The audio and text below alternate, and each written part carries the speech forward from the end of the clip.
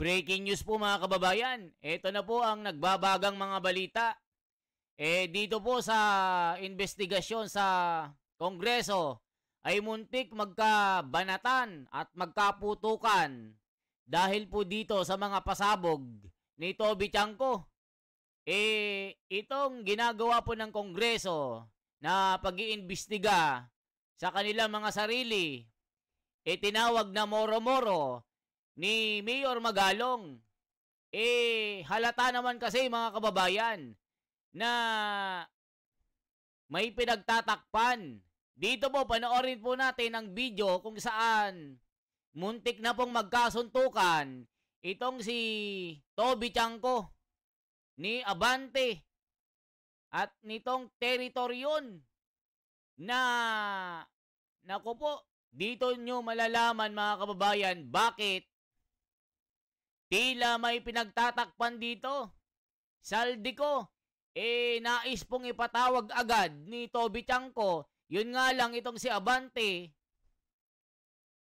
at itong teritoryon, wag muna daw. Bakit?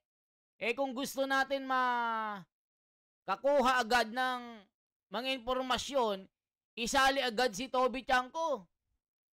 Itong dalawa mga kababayan, todo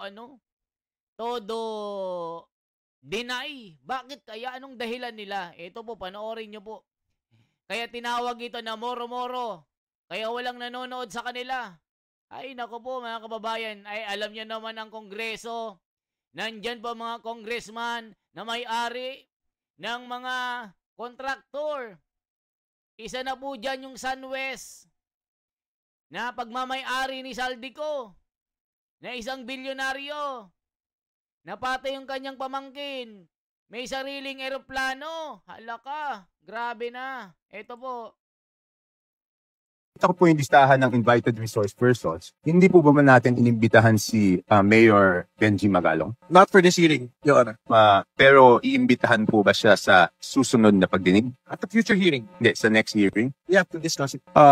Because nandito po kanina si Bante, siya po yung nagsabi na wag naman akusahan yung House at pangalanan kung sino yung tinutukoy. At pumayag naman po si Mayor Magalong na tukuyin pag siya ay inimbitahan ng House kung sino yung tinutukoy niya na pinakamalaki ang nakukuha na 20%. So ang tanong ko po, bakit pa po hindi imbitahan kaagad ng committee para malaman na po natin kung sino yung tinutukoy niya, Mr. Chair? I think we have a commitment that we will invite him. But the commitment is not on the next hearing. Kasi marami po tayong pag-usapan. In fact, gusto natin isa-isahin yung mga Sims construction, hindi yung nagpakita. St. Timothy, hindi yung nagpakita. Ito yung alam ng mga tao na gustong malaman yung katotohanan. So ibig sabihin, we are united with Mayor Magalong on his commitment for against corruption, for him to name the 67 lawmakers, no question. But he will be required in this committee to do it on their own. State 67 lawmakers who are contractors first. Second, lawmakers who are allegedly receiving 30 to 40% kickback. That will come in due time. That is the commitment of this committee. Hindi, kasi sa sinasabi niya, ang pinakamalaking nakukuha ay yung Committee on Appropriation. So hindi pa ba mas mabuting i-address na po natin? Kasi nandiyan po, si Congressman Abante, nadinig ko po yung interview nyo, sabi nyo po, dapat pangalanan po ni Mayor Magalong. So ayaw nyo bang mag-present ng motion na imbitahan na siya kaagad para pangalanan na rin po niya? At sinabi naman po niya na willing naman po siyang imbitahan. Congressman Abante, you're being asked. Should I make the motion now? Better, Mr. Chair, to show na talagang seryoso tayong imbitahan siya. I just have one. Mr. Chair. Before speaking, I have one question lang po to Congressman Chanco. Is this part of your interpellation or what is this? Okay. All right. It's part of my 5 minutes, Mr. Okay, Chair. all right. And after this, I will have no further questions because this will be my basis of seeing if talagang may pupuntahan tong committee na to o wala. Kung ayaw natin imbitahan si Mayor Magalong sa agarang panahon, may magkakaproblema tayo sa credibility niyan. But I think we have to state for the record as well that in many public forums, Mayor Magalong has labeled the committee as merely a moro-moro committee. So I think the public should look at that as well. Yes. Anong tawag sa inyo? Di ba moro-moro lang? Ba't di nyo ipatawag si Mayor Magalong? Di ba itong si Abante na ito? Atras Abante. Ngayon, ayaw nang ipatawag. In the future daw. Ba't di nyo ipatawag agad si Mayor Magalong? Di ba hamon ng hamon ka? Na sinasabi mo, puro ngaw-ngaw lang yan si Mayor Magalong. takot naman pumunta dito sa investigasyon. Ang sinasabi ni Mayor Magalong, wala naman kayong binibigay na na invitation. O ngayon, nabahag ang buntot ni Pastor. O tignan nyo si Mayor Magalong, bakit hindi pa natin imbitahan agad? Sinasabi ni Territorion, in the future daw, kasi nga po, marami daw mas importante. Ano yun? Anong importante? Kaya nga resource person itong si Mayor Magalong kasi maraming nalalaman. Mamaya pinatawag yan sa Senado kay Marcoleta, di yari kayo. Pagka kumanta yan, yari kayo. Ito baka kasama pa itong dalawang ito.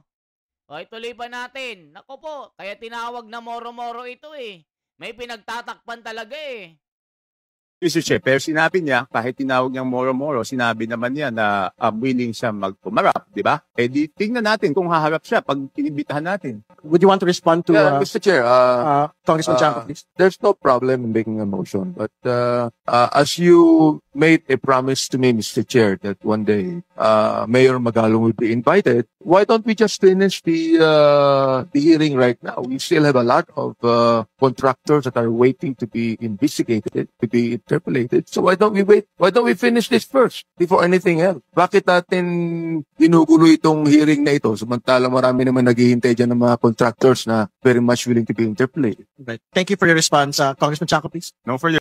Mga kababayan, nanggugulo daw itong si Toby Chanco. Di ba ikaw yung mayabang na putak ng putak itong si Mayor Magalong kung ano-anong sinasabi mo, tapos sinasabi mong duwag siya na pumunta dyan ngayon, ikaw na yung duwag, umatras ka na, abante. Kaya tinawag na moro-moro ito itong mga investigasyon nyo kasi mga kontraktor lang ang mga ginigisa nyo. Paano naman yung mga congressman na kontraktor? Ba't di nyo gisain? Eto yung mga komento. Babasahin muna natin mga kababayan Ito kasi ang sinabi dito sa ang balita ngayon. Mga kababayan, babasahin natin Ito po. Si Mayor Magalong, bakit hindi imbitahan agad? Sabi ni Representative Toby Chanco sa gitna ng pagdinig ng House Infracom hinggil sa maanumalyang flood control projects. Tinanong ni Rep. Toby Chanco kung bakit hindi pa imbitahan si Mayor Benjamin Magalong. Sagot ni Rep. Terry Ridon, darating din ang tamang panahon at marami pang dapat talakayin. Giit naman ni Rep. Benny Abante, tapusin muna ang kasalukuyang pagdinig dahil sa dami at marami pang contractors na kailangang ma-interrogate or ma-interpolate. Ngayon umatras ka na. Hinamon ka na imbitahan si Mayor Magalong ngayon, umatras ka. Mamaya baka masali kayo sa ibubulgar niya, yari kayo. Matatandaang ipinahayag ni Mayor Magalong ang kanyang intensyon na humarap sa kamera para ibunyag ang umano'y koneksyon ng ilang kongresista sa anomalya sa flood control project ng DPWH. Ito yung mga comment po. Nako, huwag kayong manggigigil mga kababayan. Nanggigigil mga kababayan natin dito. Ito na po ang mga komento. Nako po. Nagbabala. Ito, kickbacking, ibubuking sa hearing. Nako po. Nagbabala si Baguio City Mayor Benjamin Magalong na ibubulgar niya kung sino ang umano'y pinakamalaking nakikinabang sa kickbacks mula sa mga questionableng proyekto ng DPWH. Basta't formal siyang imbitahan ng Kongreso. Sa panayam kay Pinky Web sa On Point, inamin na Magalong na alam na ng ilang mambabatas kung sino-sino ang nasa likod ng katiwalian, ngunit tila nagbubulag-bulagan sila. Alam mo, pag tinanong mo sa House of Representatives, alam nila kung sino. Alam nila, nagmamaang-maangan lang sila pero alam nila. Tingnan nyo po itong committee. Kung sino-sino ang mga pinapatawag nila. Kung kung talagang totoo ang ginagawa niyong pag-iimbestiga, gaya ng ginagawa ni Marcoleta sa Blue Ribbon Committee, tapatan nyo. Napaghahalataan kasi kayo na moro-moro talaga kayo. Yan ang sabi ni Magalong na, yung kongreso na yan, moro-moro naman yan. Alam naman nila kung sino talaga yung mastermind dyan. Pero nagmaang-maangan sila. O yan tuloy. Dagdag pa niya, ang nakakalungkot dito, bakit parang takot silang banggitin yung pangalan niya? Sino ba ito? Ba't kayo takot na takot? Ang dali naman banggitin. Baka takot kay bossing. Yan ang sinasabi ng komento na ito, mga kababayan. Yari. Takot silang banggitin kung sino yung pangalan. Sino ba ito? Sino bang malaking isdang ito? Ay, naku po. Alam na this. Hulaan nyo kung sino. Ito pa po. Dagdag pa niya, ang nakakalungkot dito, bakit takot na takot silang banggitin yung pangalan niya. Giit ng alkalde, handa siyang humarap sa parehong House of Senate inquiries at magdadala ng mga dokumentong magpapatunay ng malawakang katiwalian, lalo na sa mga flood control project ng DPWH. Useless naman kung magsasalita lang ako about corruption without presenting anything. I need to present some proof that there is massive corruption happening in various DPWH projects. Nauna nang inabot ni Magalong kay Pangulong Marcos Jr. ang mga dokumento hinggil sa mga umano'y anomalya sa Baguio City at nangakong higit pa ang kanyang ilalantad kapag nagsimula ang investigasyon sa Kongreso. Halaka, eto na. Sabit na ang sasabit dito. O eto po yung picture, mga kababayan. Ayan o, kickback king, ibubuking sa hearing. Halaka. Yari kayo. Mga kababayan, ayan ang sinasabi ni Magalong. Tignan natin yung mga komento. Sabi nga dito, Condorum Bolt para sa bilyong-bilyong na kurakot. Ibinahagi ni Baguio City Mayor Benjamin Magalong sa KMJS ang umano'y bagong estilo ng ilang tiwaling opisyal sa pagtatago ng bilyong-bilyong na kurakot na pondo. Ayon kay Magalong, mismong isang kaibigan niya ang nakapansin na hindi na cash vault ang gamit ng ilan, kundi buong kwarto na ng mamahaling condominium unit.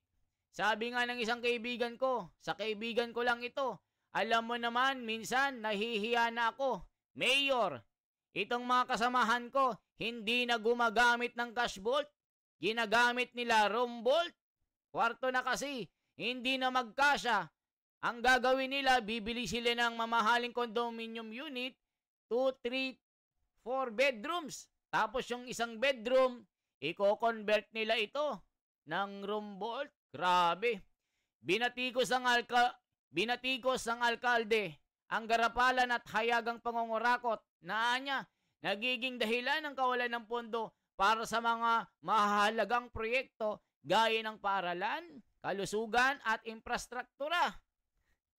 Grabe. Giit niya, oras na para magising ang publiko sa ganiting uri ng karangyaan na lantaran ng ipinapakita ng tiwaling politiko. Kita nyo po. Di ba nagpo-post-post sila? Mga lobbyist lifestyle. Mga diskaya, grabe. Malulula ka sa mga perang na kurakot nila, mga sports car nila.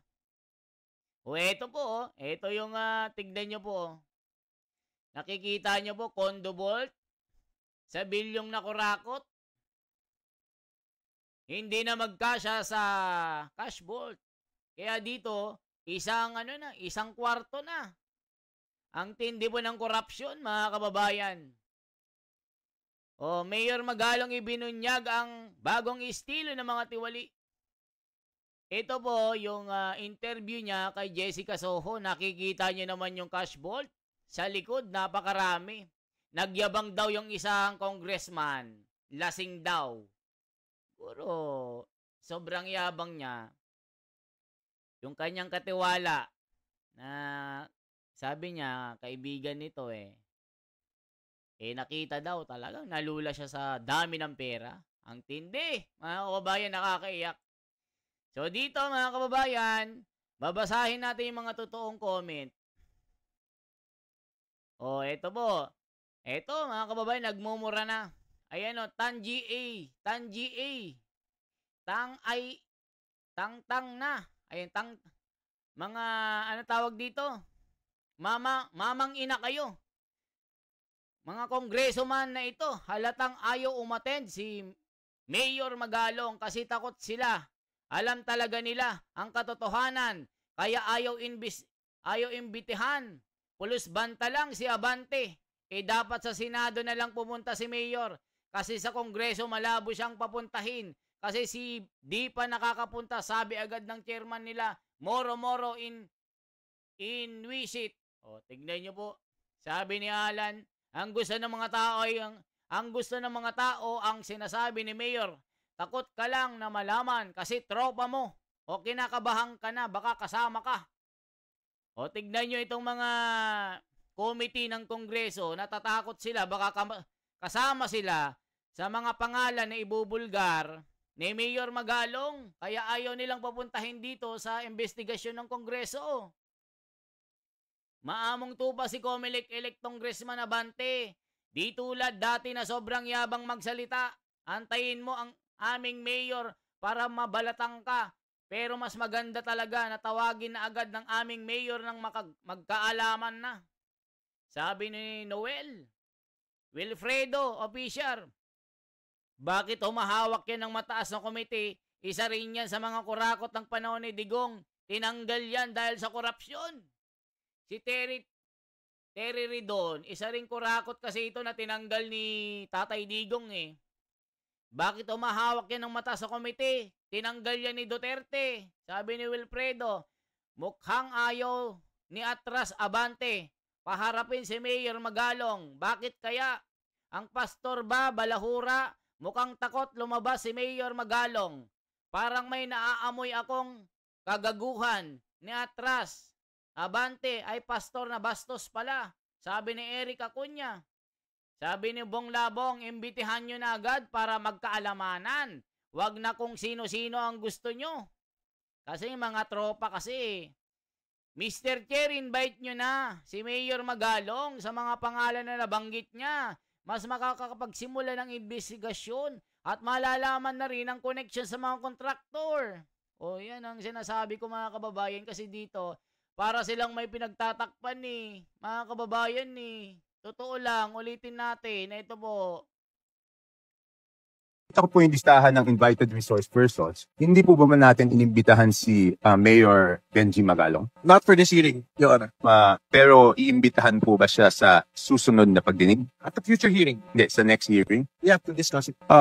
Because nandito po kanina si Bante, siya po yung nagsabi na wag naman akusahan yung House at pangalanan kung sino yung tinutukoy. At pumayag naman po si Mayor Magalong na tukuyin pag siya ay inimbitahan ng House kung sino yung tinutukoy niya na pinakamalaki ang nakukuha na 20%. So ang tanong ko po, bakit pa po hindi imbitahan kaagad ng committee para malaman na po natin kung sino yung tinutukoy niya, Mr. Chair? Tama. I think we have a commitment that we will invite him. But the commitment is not on the next hearing. Kasi marami po tayong pag-usapan. In fact, gusto natin isa-isahin yung mga Sims construction, hindi yung nagpakita. St. Timothy, hindi yung nagpakita. Ito yung alam ng mga tao na gustong malaman yung katotohanan. So ibig sabihin, we are united with Mayor Magalong on his commitment for against corruption, for him to... Alam mo, Terry Ridon, kung gusto mo talaga ng malaman ang katotohanan, nandyan na nga yung yung si Mayor Magalong nagprepresenta na ano bang gusto mong katotohanan ang malaman? Yung hawak ni Mayor Magalong, malalaking pangalan. Yung mga iniimbestigahan nyo, mga ano lang yan, mga bataan yan, kumbaga messenger, mensahero, kartero, janitor. Nasaan yung amo? Sabi nga ni Mayor Magalong, takot na takot kayong banggitin ang pangalan. Sino ba ito? Bakit takot kayo? Ito ba yung big boss nyo na nasa kongreso din? O mga kababayan, huli po sa sariling bibig ayaw mag-iimbestiga muna daw, marami daw kontratista dyan na mga resource person. Saka na daw imbitahan si Magalong. In the future daw, in the near future, kailan yan? Give me a date. Give me a day. Give me a break. Diba mga kababayan? Ibig sabihin, sabi ko nga nung una nung nakita ko itong si Terry Ridon halatado na hindi ako konbensido. Kasi nga po, paano mo iimbestigahan ang sarili mo? Sarili mong bakuran? It's a conflict of interest. Yan din ang sabi ng marami. How would you investigate yourself? Ibig sabihin, pwedeng mapagtakpan ang pwedeng pagtakpan at ibulgar ang dapat ibulgar. Ang ibubulgar lang yung mga maliliit. O ngayon, natakot kayo kay Toby Chanko. Eto na. Nagkabistuhan na, nagkaputukan na, nagkabardagulan na. Pagka nabibisto, wala na. Itong namang si Abante, yabang ng yabang. Bakit daw ngaw-ngaw ng ngaw-ngaw si Mayor Magalong, hindi daw pumupunta ng Kongreso para magsalita? Ngayon, hinamon kayo ni Toby Chanko. Sasabihin nyo, in the near future, Diyos ko, magkano? To name the 67 lawmakers, no question. But he will be required in this committee to do it on their own. State 67 lawmakers who are contractors first. Second, lawmakers who are allegedly receiving 30 to 40% kickback. That will come in due time. That is the commitment of this committee. Hindi kasi sa sinasabi niya, ang pinakamalaking nakukuha ay yung Committee on Appropriation. So hindi ba mas mabuting i-address na po natin? Kasi nandiyan po, si Congressman Abante, nadinig ko po yung interview nyo, sabi nyo po, dapat pangalanan po ni Mayor Magalong. So ayaw nyo bang mag-present ng motion na imbitahan na siya kagad para pangalanan na rin po niya? At sinabi naman po niya na willing naman po siyang imbitahan. Congressman Abante, you're being asked. Should I make the motion now? Better, Mr. Chair, to show na talagang seryoso tayong imbitahan siya.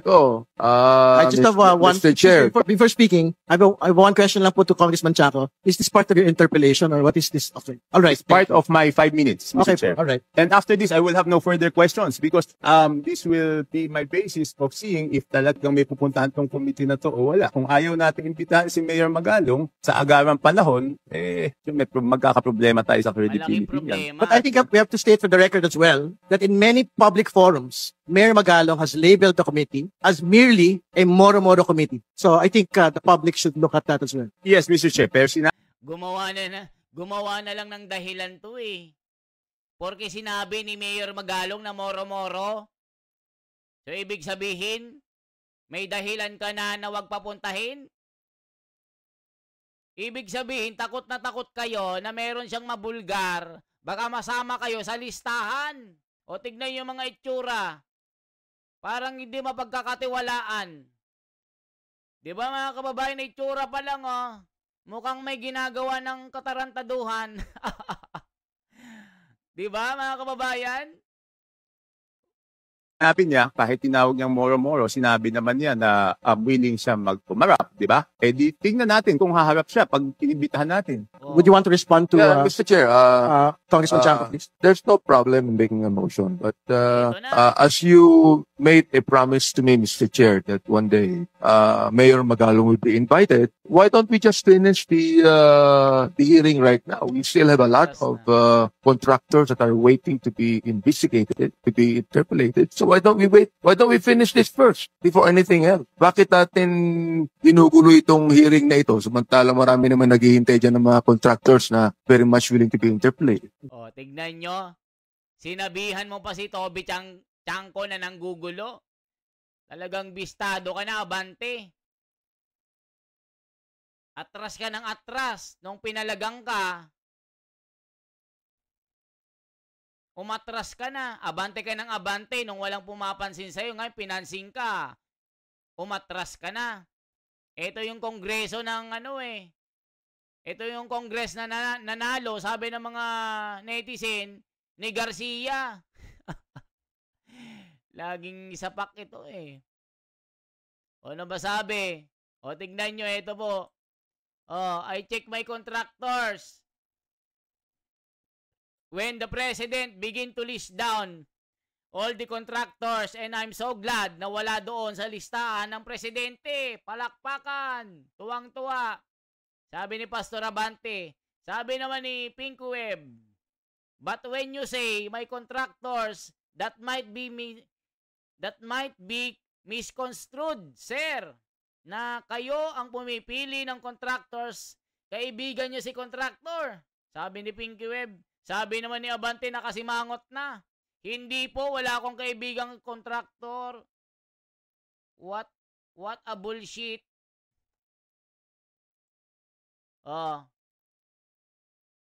Ano pa? Eto po, tignan nyo. Ang sabi ni Magalong, tignan nyo si Abante, kung tatangging humarap sa komite si Mayor Magalong na may ebidensya, isa lang siyang latang walang laman, maingay pero walang laman, sabi ni Benny Abante. Sabi naman ni Magalong, rumesbak kay Atras Abante na pastor. Hamon sila ng hamon.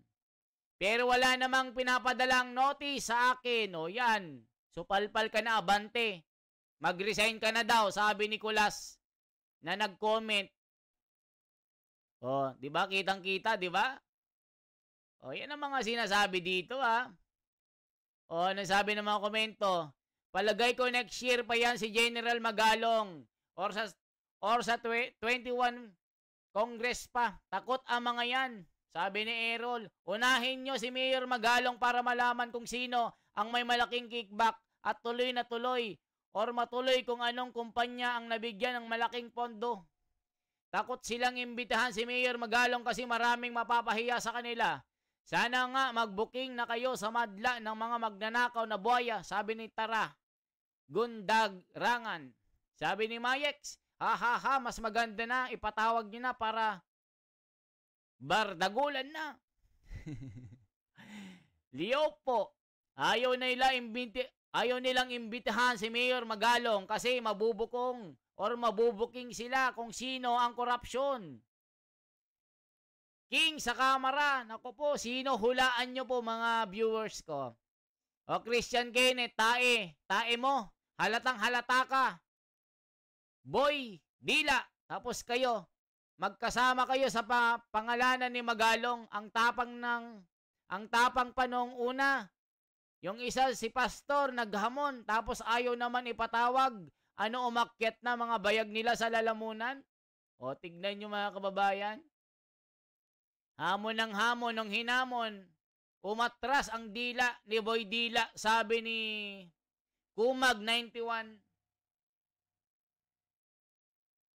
Sabi naman ni Juan Tamad, 1994, itong si Terry, sinibak ito ni Duterte dahil sa korupsyon.